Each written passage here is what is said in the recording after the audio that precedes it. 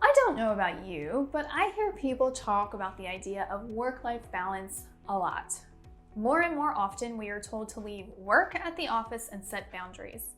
But how you go about doing this can be more difficult than it sounds. If you're one of those people who has ever struggled to say no, this video is for you.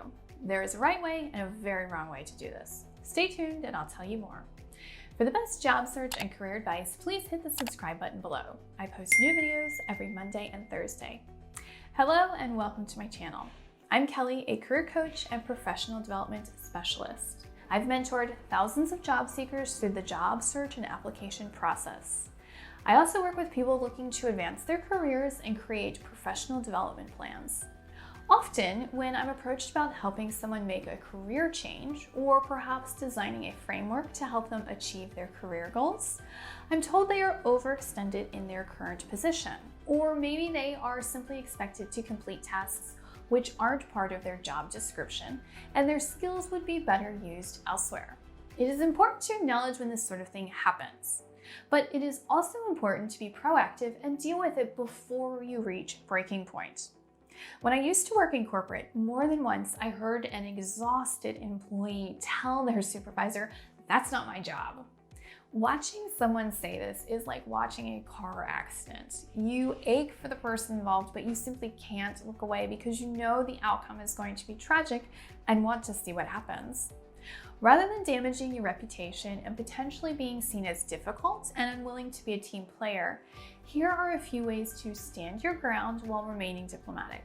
One option is to say, "I would like to help, but I just don't have any availability right now." If you have a lot of things going on and simply don't have any more hours in the day to participate in yet another project, this is the most straightforward and honest way to handle a request for assistance. Keep in mind, if you say you are busy, you better look it. Don't be caught taking long lunches, gossiping around the water cooler, or organizing the office fantasy football league pool. Speaking of football, you can always try to pass off the project to someone else by saying, "This isn't my area of expertise, and I don't think I would be the best person to help you out. You might want to speak with Tammy over in X department. She knows a lot more about this than I do." If the project is outside your wheelhouse, don't be afraid to say so. We can't be expected to know everything about everything. If there is someone who is more likely to be a valuable addition, it's perfectly acceptable to suggest them instead. This also helps you appear in a good light because you are helping, just not in the same way you were originally asked to do so. You can also offer to help, but when it is convenient for your schedule. For instance, you could say, "I'm bogged down with several of my own projects at the moment, but I would be happy to help you next week." Or specify whatever future date works best for you. In this instance, you've agreed to assist, but you aren't taking time away from your current assignments. If this new project needs to be completed sooner than your availability allows, you will likely be thanked for your willingness to contribute, but told it won't be necessary due to the tight deadline.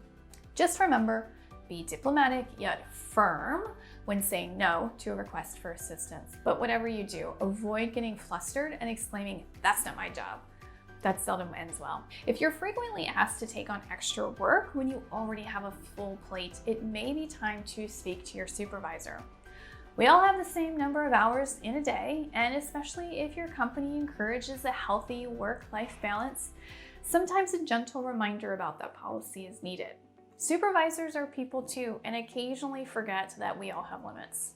I hope this video has left you with some ideas regarding how to address a common workplace issue. Have you had difficulty setting boundaries at work or expressing yourself well to limit overextending yourself?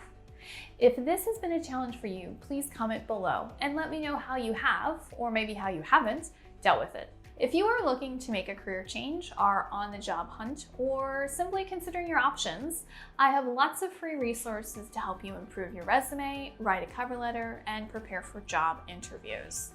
Look for links to those resources in the description box below. Also, if you're interested in joining a community of job seekers and people looking to advance their careers like yourself, I have a Facebook group where I share advice related to all aspects of the job search process and career development. Join the Facebook group using the link below. If you liked this video, please hit that like button and be sure to subscribe and share it with your friends. Thank you so much, and I'll see you in the next video.